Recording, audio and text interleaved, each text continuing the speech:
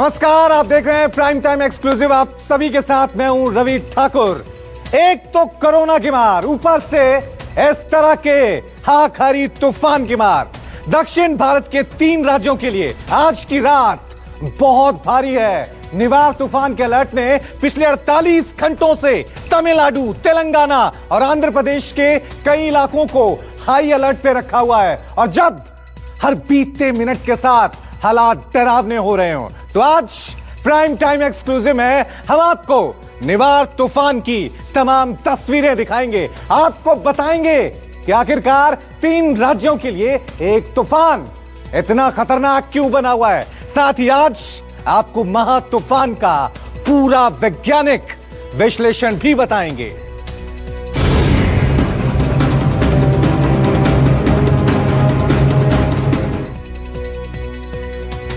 निवार तूफान के कारण पिछले 2 दिनों से 3 राज्यों में हाई अलर्ट है। तीर की तेजी से हवाएं सब कुछ भेद रही हैं। जमीन से लेकर समंदर तक घमासान मचा हुआ है। पिछले 24 घंटों से हो रही भारी बारिश ने लोगों का बाहर निकलना मुश्किल कर दिया है। सड़कों से लेकर घरों तक हर तरफ पानी का कब्जा है। बस, ट्रेन, हवाई सेवाएं पूरी तरह से ठप पड़ी हैं। तूफान और बारिश की वजह से कई डैम ओवरफ्लो होने की कगार पर हैं। सबसे बड़ी मुश्किल लोगों को सुरक्षित जगहों पर पहुंचाने की है, लेकिन एनडीआरएफ और नेवी अपने मिशन में पूरी तरह से जुटे हुए हैं।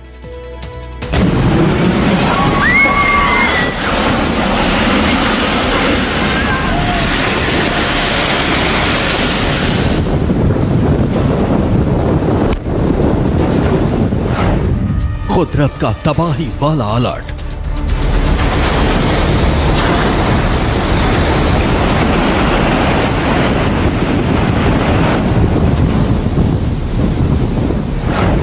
समंदर से जमीन तक महाप्रलय।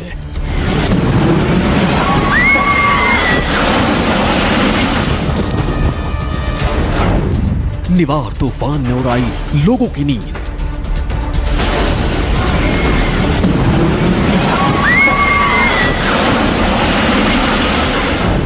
तीन राज्यों से तबाही की तस्वीर।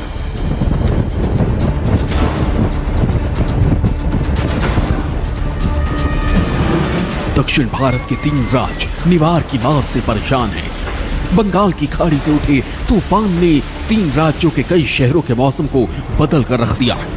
तेज बारिश, जल भराव और तूफानी हवाओं ने लोगों की रोजमर्रा की जिंदगी को घरों में कैद कर दिया है। 130 से 150 किलोमीटर प्रति घंटे की रफ्तार से हवा,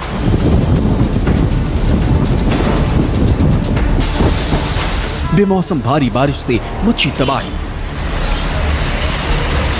घर, मकान, दुकान, ऊंची इमारतों में रहने वाले लाखों लोग निवार के तेज से प्रभावित। बंगाल की खाड़ी में उठे चक्रवाती तूफान निवार ने तेजी पकड़ी तो चेन्नई पिछले 24 घंटे से लगातार बारिश का सामना कर रही है। भारी बारिश और तेज हवाओं के चलते शहर में चारों तरफ पानी भर गया है। कई जगह पेड़ उखड़ गए। पूर्व सीएम करुणानिधि के घर में भी पानी भर गया। वीवीआईपी लोगों के घरों में प्रलय का पानी घुसा तो इसका वीडियो भी वायरल हो गया।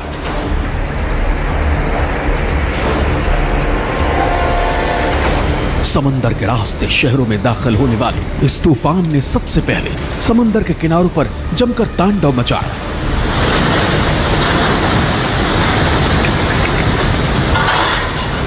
निवार तूफान की आहट के साथ ही समंदर में 40 से 50 फीट ऊंची लहरें देखने को मिली। समंदर किनारों पर तूफान की आशंका को देखते हुए इलाके को पहले ही खाली करा लिया गया। तमिलनाडु और पुडुचेरी के बीच कराईकल और ममल्लापुरम तट पर निवार तूफान के टकराने और सबसे ज्यादा तबाही का अलर्ट मौसम विभाग पहले ही जारी कर चुका है। तूफान की रफ्तार को देखते हुए केंद्र से लेकर राज्य सरकारों ने अपनी तैयारियों को पहले से ही फुल प्रूफ कर रखा है। आपको बता दें कि तूफान के मद्देनजर तमिलनाडु, पुडुचेरी और आंध्र प्रदेश में एनडीआरएफ की 12 टीमें तैनात की गई हैं। इन राज्यों में 18 टीमों को स्टैंड बाई पर रखा गया है। तूफान से निपटने के लिए तमिलनाडु, पुडुचेरी और आंध्र प्रदेश में 1200 रेस्क्यू ट्रूपर्स तैनात किए गए हैं। तीनों राज्यों में 800 रेस्क्यू ट्रूपर्स स्टैंड बाई पर रखे गए। तूफान के अलर्ट के बाद रेलवे ने पहले ही 12 जोड़ी ट्रेनें रद्द कर दी थी। मर्चेंट शिप और मछली पकड़ने समंदर में उतरे मछुआरों की सलामती के लिए नेवी भी पूरी तरह तैयार है। बंगाल की खाड़ी के दक्षिण पूर्व में तमिलनाडु और पुडुचेरी तट के पास कोस्ट गार्ड के 8 शिप और 2 एयरक्राफ्ट तैनात किए गए हैं। निवार को लेकर प्रधानमंत्री नरेंद्र मोदी ने मंगलवार को तमिलनाडु और पुडुचेरी के मुख्यमंत्रियों से चर्चा की थी और हर हालात में हर संभव मदद का भरोसा दिया। आज मध्यरात्र में तमिलनाडु और पुडुचेरी कोस्ट को कराईकल और मामलापुरम के बीच पुडुचेरी एरिया के आसपास तट को पार करेगा। तब इसका wind speed 120 to 130 kilometre per hour, gusting to 145 kilometre per hour होने का उम्मीद किया जा रहा है। ये एक वेरी सीवियर साइक्लोन स्टॉर्म का विंड स्पीड है।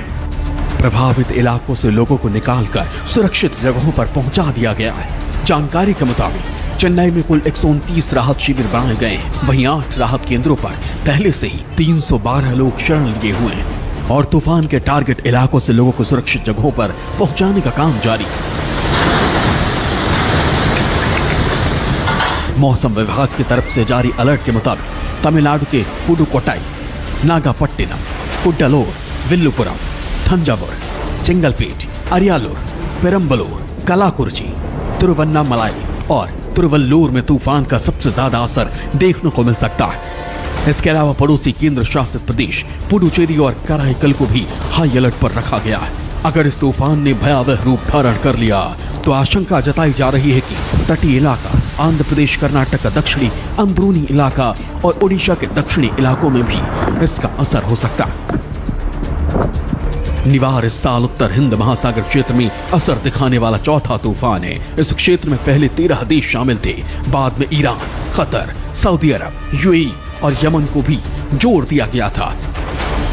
समंदर से उठे हर तूफान ने दुनिया के कई शहरों में जमकर तबाही मचाई और इस बार निवार के अलर्ट ने एक बार फिर देश के 3 राज्यों को सहमा दिया है।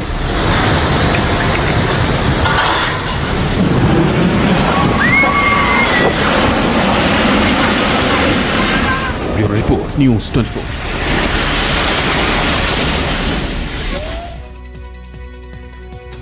और जल्दी से अब आपको निवार तूफान के डर, खौफ और अलर्ट की अलग अलग तस्वीरें हम आपको दिखा देते हैं कि किस तरह से इस तूफान के बाद पूरे देश में खौफ का एक मंजर जो पसरा हुआ है। 12 तस्वीरें हम आपको दिखा रहे हैं कि किस तरह से 30 किलोमीटर प्रति घंटे की रफ्तार से हवाएं इस तूफान के दौरान चल रही हैं।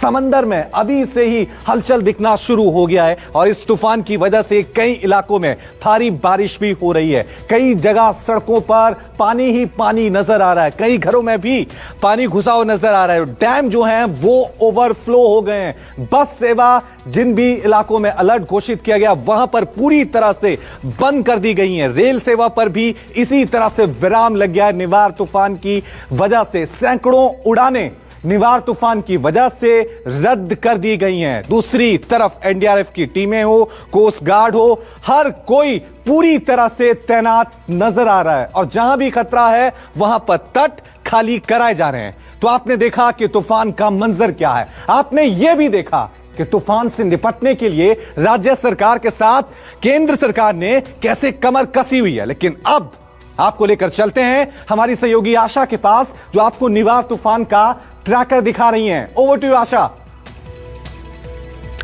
तो प्रचंड तूफान और तेज हवाएं, जी हम बात कर रहे हैं महा तूफान यानी साइक्लोन निवार की। कहां से यह साइक्लोन उठा, कैसे इसने रफ्तार पकड़ी और कैसे भारत के लिहाज से समझा जाए तो तटीय इलाकों की तरफ ये बढ़ा है। आइए विस्तार से ग्राफिक्स के माध्यम से हम आपको समझाने की कोशिश करते हैं। तो देखिए, निवार साइक्लोन बंगाल की खाड़ी में पैदा हुए डिप्रेशन यानी कि दबाव के बाद उठा।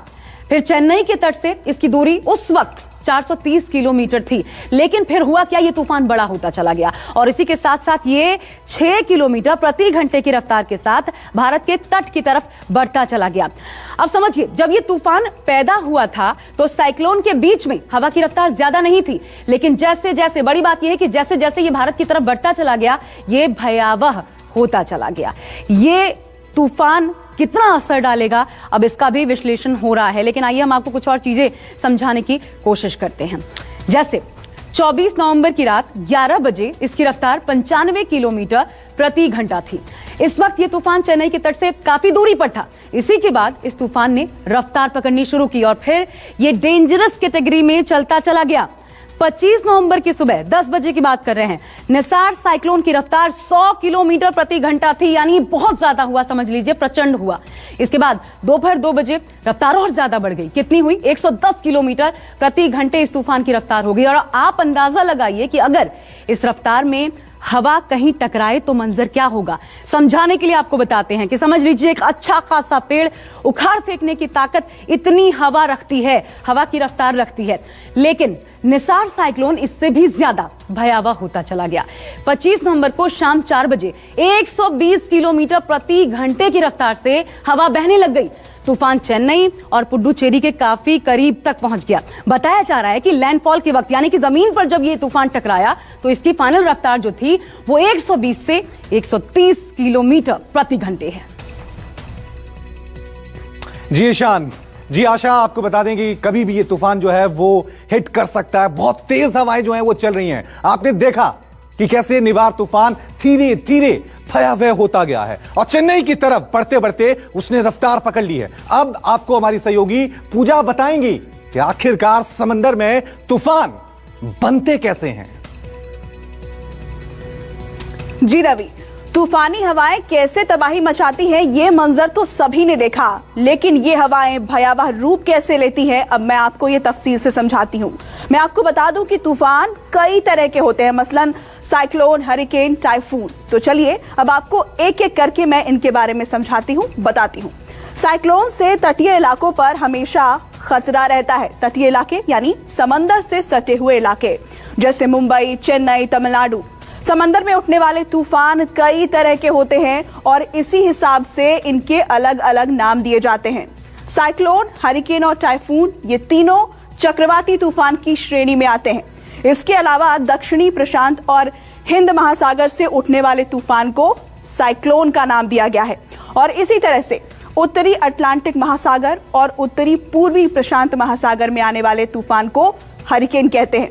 वहीं मैं आपको ये बता दें कि उत्तरी पश्चिमी प्रशांत महासागर में आने वाले तूफान को टाइफून का नाम दिया गया है। तो तूफान के अलग अलग नाम के बारे में तो आपने जान लिया। अब हम आपको समझाते हैं कि साइक्लोन आते क्यों हैं और ये बनते कैसे हैं। दरअसल जमीन की तरह ही समंदर के ऊपर हवा चलती है।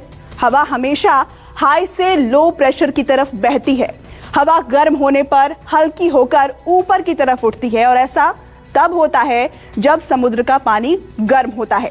जब गर्म हवा ऊपर की तरफ उठती है तो वहां पर लो प्रेशर एरिया बन जाता है। इसके बाद आसपास मौजूद ठंडी हवा खाली एरिया को कवर कर लेती है।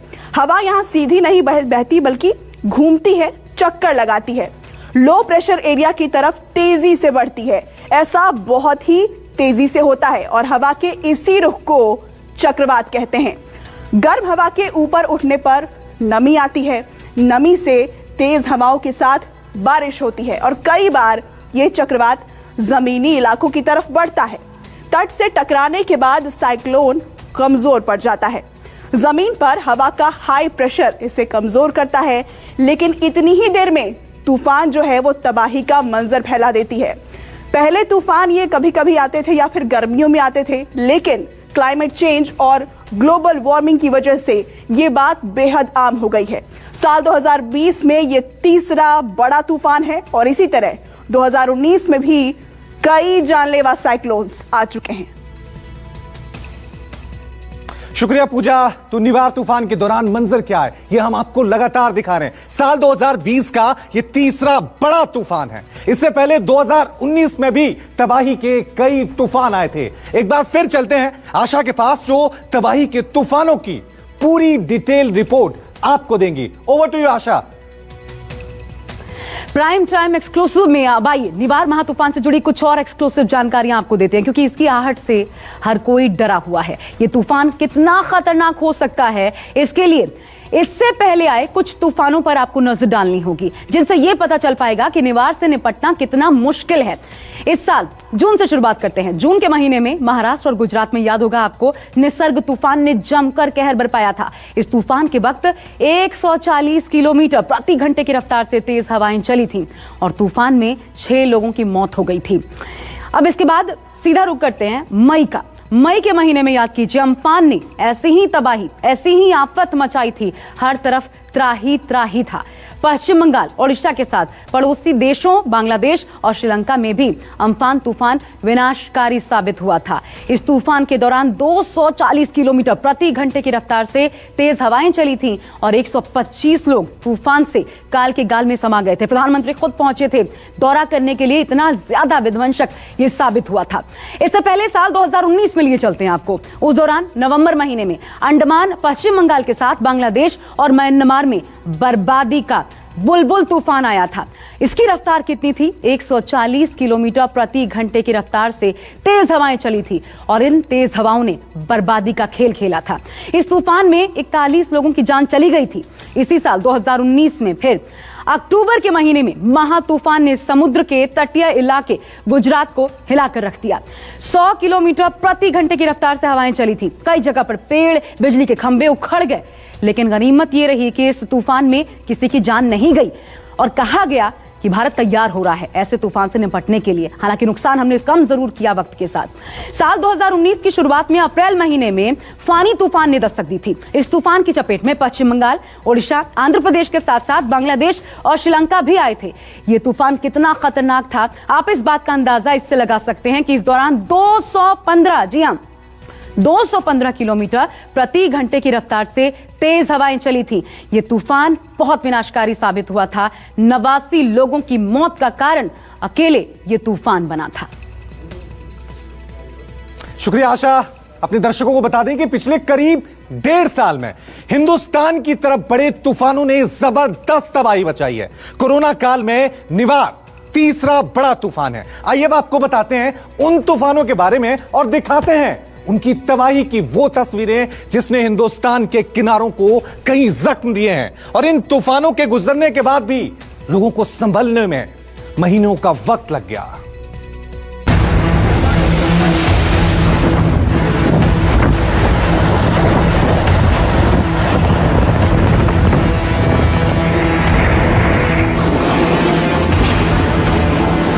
तूफान की रफ्तार से इंसान का सामना,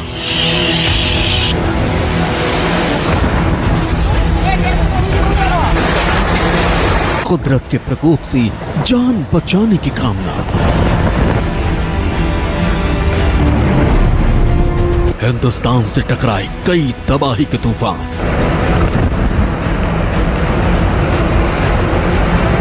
हर तूफान ने मचाया जमकर हाहाकार। उड़ले उड़ले उड़ले उड़ले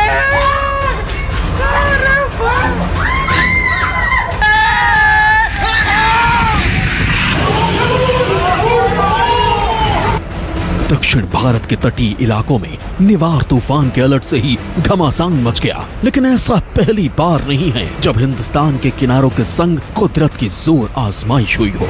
तेज हवा, बारिश और बर्बादी ने लोगों की जिंदगी को पटरी से उतारा हो। तकरीबन 1.5 साल में भारत पर आधा दर्जन तूफानों का कहर टूटा, लेकिन कुदरत लोगों के हौसले को नहीं तोड़ पाई। निसर्ग की आफत। कोरोना काल में निवार पहला तूफान नहीं है जिसने भारत के तटीय इलाकों में दस्तक दी हो। जून महीने में निसर्ग तूफान ने भारत की गुजरात और महाराष्ट्र के तटीय इलाकों में दस्तक दी थी। निसर्ग तूफान का असर गुजरात में तो ज्यादा देखने को नहीं मिला, लेकिन महाराष्ट्र में इसने जमकर तबाही मचाई थी।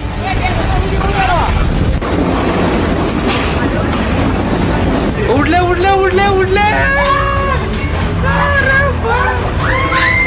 निसर्ग की वजह से महाराष्ट्र के तटीय इलाकों में भारी बारिश हुई थी। निचले इलाकों में पानी भरने से लोगों का जीना मुहाल हो गया।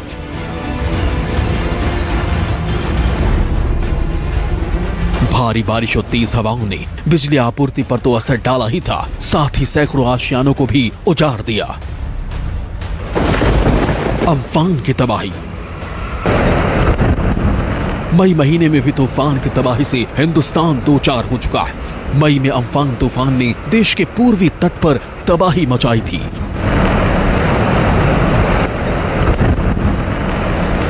अम्फान का सबसे ज्यादा असर पश्चिम बंगाल और ओडिशा में देखने को मिला। तूफान से करीब 1.3 करोड़ लोग प्रभावित हुए थे। अम्फान तूफान की वजह से पश्चिम बंगाल और ओडिशा के तटों और शहरों में 130 से 140 किलोमीटर प्रति घंटे की रफ्तार से चली और इस तूफान ने भारत और बांग्लादेश में करीब 102 लोगों की जान ली थी।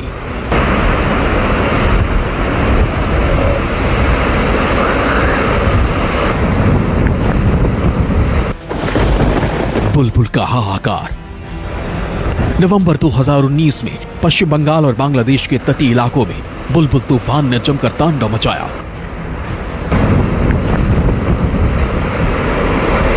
बुलबुल तूफान की वजह से करीब 21 लाख लोगों को सुरक्षित स्थानों पर भेजना पड़ा था। तूफान ने हजारों घरों को बर्बाद कर दिया और दर्जनों जिंदगियां बुलबुल तूफान की भेंट चढ़ गई। चक्रवात बुलबुल ने भारत के अलावा बांग्लादेश में जमकर तांडव मचाया। चक्रवात के चलते बांग्लादेश में भी 2 दर्जन से ज्यादा लोगों की मौत हुई। पश्चिम बंगाल में जहां 10 लोगों की मौत हुई, वहीं बांग्लादेश में भी 15 से अधिक लोगों की जान चली गई। फानी तूफान की तबाही। साल 2019 में फानी तूफान ने भी ओडिशा में भारी तबाही मचाई थी। तूफान का असर इतना भयानक था कि इसकी चपेट में आने से 72 लोगों की मौत हुई थी। फानी को भी 1999 के सुपर साइक्लोन जितना खतरनाक माना गया था।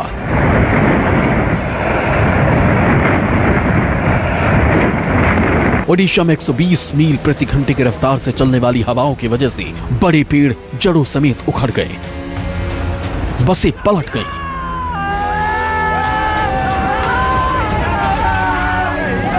घरों के दरवाजे और खिड़कियां टूटकर अलग हो गई। Bureau report, news 24।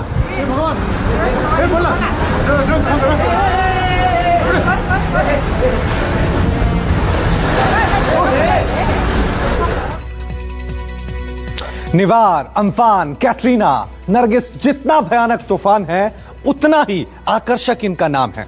और इन तूफानों के ऐसे आकर्षक नाम क्यों होते हैं, यह भी आपको जरूर चौंकाता होगा। आपके जहन में यह सवाल उठता होगा कि आखिर तूफानों के ऐसे नाम क्यों रखे जाते हैं और कौन है जो कुदरत की तबाही के ऐसे नाम रखता है। तो आइए आपको बताते हैं तूफानों के पीछे के अद्भुत नामों का वैज्ञानिक वजह क्या है और इन नामों का पूरा साइंटिफिक विश्लेषण देखिए।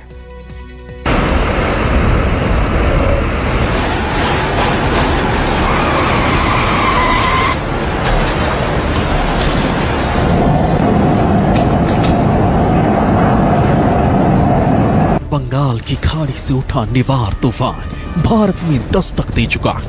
130 से 150 किलोमीटर की रफ्तार से चलने वाली हवाएं डरा रही हैं।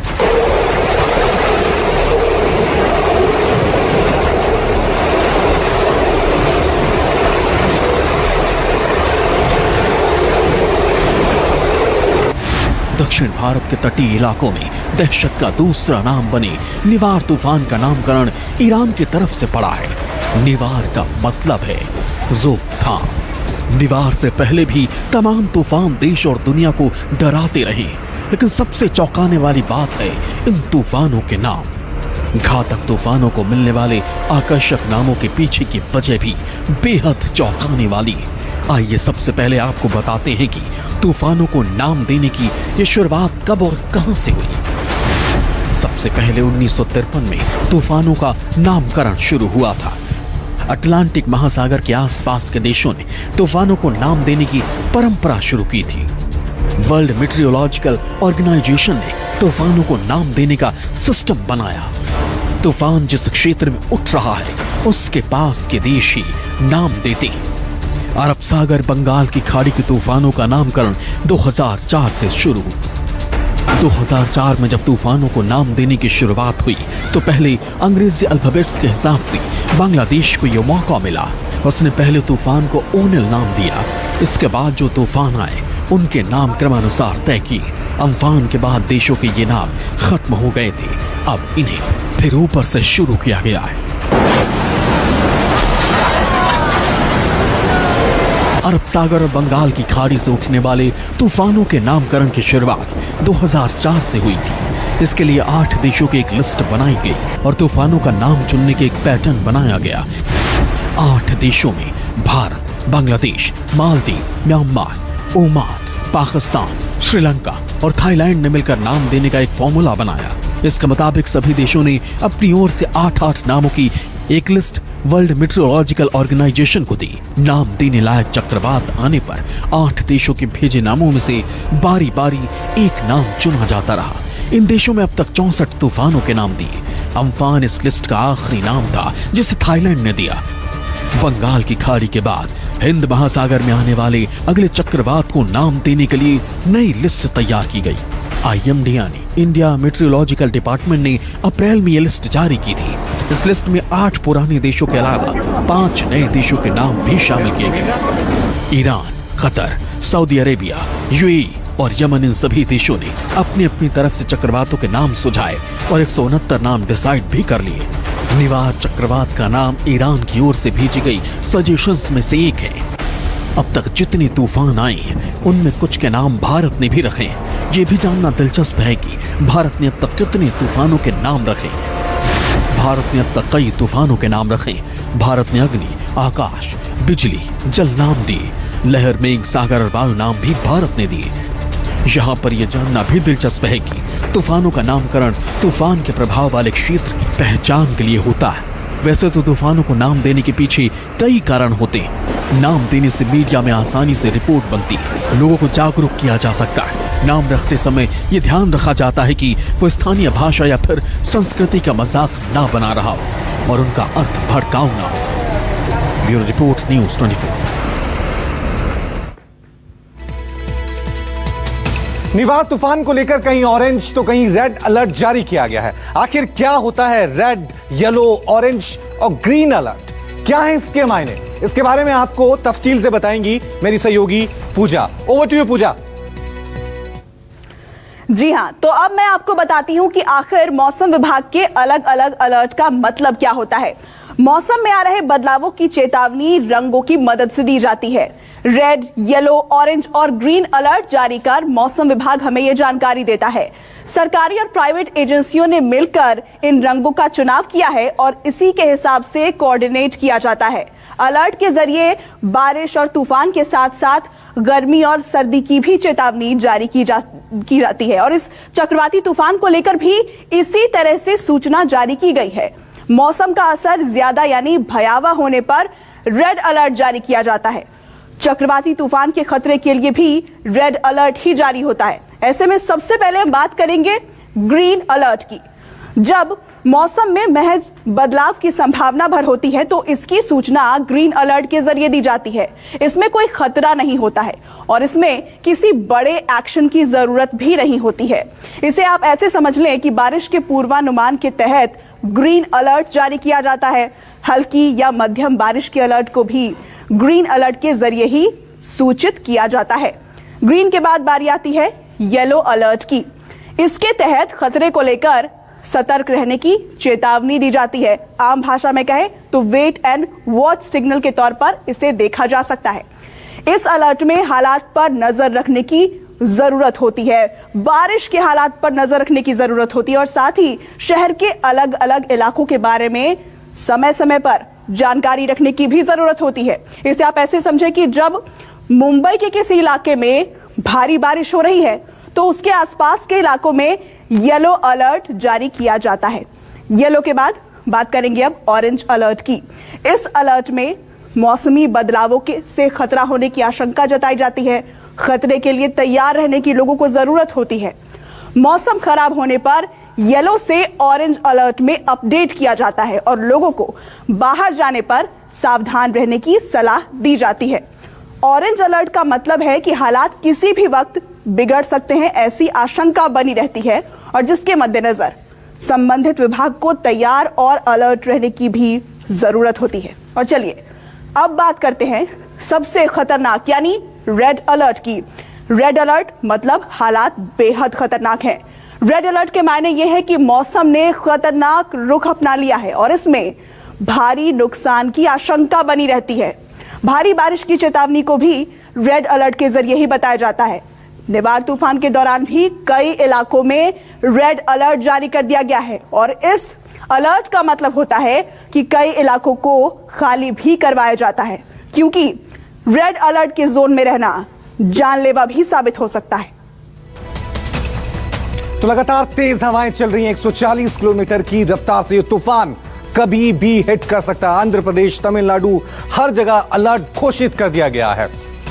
वहीं आपको बता दें कि साइक्लोन हर बार तबाही लेकर आता है। ऐसे में अगर आप तटीय इलाकों पर रहते हैं तो आपको कुछ बातों का ध्यान रखना चाहिए। मेरी सहयोगी आशा आपको बताएंगी कि आखिरकार साइक्लोन के वक्त आपको किन बातों का ख्याल रखना चाहिए। अब समझिए, अगर चक्रवाती तूफान की आहट हो या तूफान ने दस्तक दे दी हो तो वो कौन सी बातें हैं जिनका ध्यान रखकर आप किसी भी जोखिम से खुद को बचा सकते हैं, अपने परिवार को बचा सकते हैं। तो अगर आप समुद्र तटीय इलाकों में रहते हैं तो ये जानकारी आपके लिए जो हम आपको बताने जा रहे हैं बेहद अहम है। सबसे पहली बात समझ लीजिए, तूफान के दौरान या उसके गुजर जाने के बाद भी बिजली और गैस की सप्लाई बंद कर दें, क्योंकि छोटी सी चिंगारी किसी बड़ी आग की वजह बन सकती है। यह अपने आप में बेहद भयावह हो सकता है। साथ ही बिल्डिंग में लिफ्ट के इस्तेमाल से आपको बचना है। अक्सर भूकंप में आप सुनते होंगे, लेकिन ऐसा आपको तूफान के वक्त भी करना है। अक्सर ऐसे वक्त में बिजली के खंभे टूट जाते हैं, बिजली गुल हो जाती है, तो लिफ्ट के इस्तेमाल से खुद को बचाना है। इसके अलावा क्या करना है समझिए, दरवाजे और खिड़कियां लगातार बंद रखनी है, क्योंकि तेज हवाओं के चलते भारी भरकम चीजें हवा के साथ उड़ती हैं और उनसे बचने के लिए जरूरी है कि आप दरवाजे और खिड़कियां अपनी पूरी तरीके से बंद रखें। साथ ही उबला या फिर क्लोरीन युक्त पानी ही आपको इस दौरान पीना चाहिए, फायदेमंद होता है, ऐसा विशेषज्ञ भी कहते हैं। मौसम विभाग के अलर्ट और जानकारी पर यकीन करना चाहिए आपको, बकायदे इसके कि आप अफवाहों पर गौर करें। अमूमन कई बार मौसम विभाग के अलर्ट को हम हालांकि सही नहीं मानते और ऐसा करना गलत भी हो सकता है, इसलिए आपको सचेत रहने की जरूरत है कि क्या इंफॉर्मेशन आपके पास आ रही है, उस पर कितना भरोसा किया जाना चाहिए, इस लिहाज से भी। साथ ही मौसम की अफवाहों पर बिल्कुल ध्यान न दें और हर सोशल मीडिया पोस्ट को सही ना माने, क्योंकि ऐसे वक्त में लगातार गलत जानकारी भी आती है। तो किसी बात पर यकीन करने से पहले उस बात को अच्छी तरीके से जांच परख लें। साथ ही क्षतिग्रस्त इमारतों में आपको बिल्कुल नहीं जाना है, वहां से दूर रहना है, क्योंकि उनके गिरने का खतरा होता है। एक हवा के झोंके के बाद यह खतरा बना रहता है। बिजली के टूटे तार ठीक कर लें, अगर ठीक नहीं कर पाते हैं तो उनके पास जाने से आपको बचना है। साथ ही और क्या करना है, पेड़ के नीचे गाड़ियां गलती से भी पार्क ना करें। पहले से इंफॉर्मेशन है, जैसा कि इस तूफान को लेकर निवार पहले से ही इंफॉर्मेशन है लोगों को, तो पेड़ के नीचे अपनी गाड़ियों को खड़ा ना करें, क्योंकि तेज हवाओं से हर बार आप देखते हैं जब जब तूफान आता है बड़े स्तर पर नुकसान होता है। पेड़ गिर जाता है, कारों के ऊपर गिर जाता है, भारी भरकम नुकसान होता है, गाड़ी को नुकसान पहुंच सकता है। साइक्लोन के दौरान बाहर नहीं निकलने की हिदायत भी सरकारें बार बार जारी करती हैं, कई लोग मानते नहीं, लेकिन ये अपने आप में खतरनाक हो सकता है। मछुआरों से अपील की जाती है, लेकिन कई बार उल्लंघन करते हैं और इसका खामियाजा भुगतना पड़ता है। तो घर में रहें और समुद्र के पास या फिर तटीय इलाकों में जाने से खुद को पूरी तरीके से बचाना है। ये सतर्कता, ये नियम किसी भी साइक्लोन के वक्त बेहद जरूरी है। और सिर्फ भारत या एशिया ही नहीं, बल्कि पूरी दुनिया कुदरत के इस महाप्रकोप से परेशान है। जानकारों के मुताबिक दुनिया में सबसे ज्यादा चक्रवाती तूफान और बवंडर अमेरिका और मैक्सिको की सीमा पर आते हैं और बदलते मौसम चक्र के साथ दुनिया में तूफानों की गिनती लगातार बढ़ती ही जा रही है। आइए अब आपको दुनिया के कुछ तूफानों के बारे में बताते हैं जिन्होंने पूरी दुनिया को डराया है।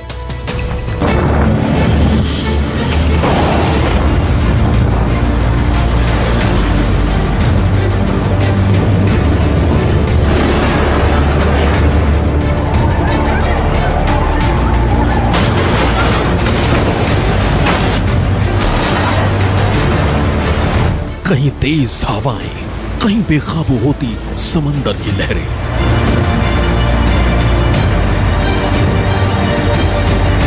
कहीं पूरा शहर समंदर बन गया।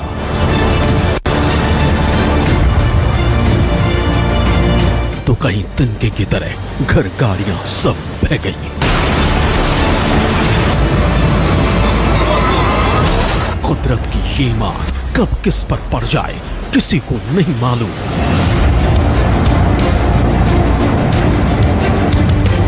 आसमानी आफत बताकर नहीं आती। कुदरत जब तांडव करती है तो हर जगह सिर्फ और सिर्फ पसर जाती है तबाही, तबाही और तबाही।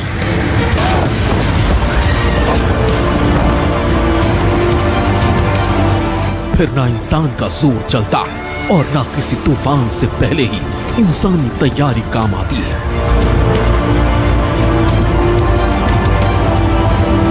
दुनिया में हर साल कहीं ना कहीं खतरनाक तूफान आते हैं, लेकिन कुछ साइक्लोन ऐसे भी हैं जिन्होंने इंसान को कभी ना भूलने वाला दर्द दिया।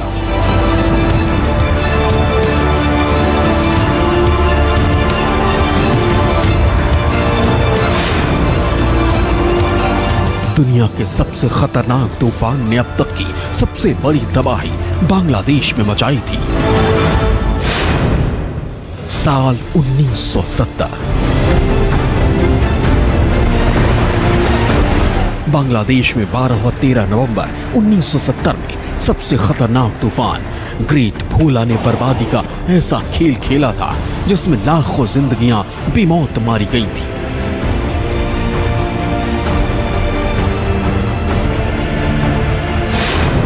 ग्रेट भोला तूफान में 5 लाख लोगों की मौत हुई थी। ग्रेट भोला ने 185 किलोमीटर प्रति घंटे की रफ्तार से कहर बरपाया था। ग्रेट भोला ने पूरे बांग्लादेश में लाशों के ढेर लगा दिए थे। चारों तरफ तबाही और बर्बादी का मंजर था। तो प्राइम टाइम एक्सक्लूसिव में आज इतना ही। कल फिर हाजिर होंगे एक नई खबर के विश्लेषण के साथ जिसका सीधा सरोकार आपकी जिंदगी से है, एक आम भारतीय के अधिकारों और उसकी सुरक्षा से है। अभी के लिए शुक्रिया।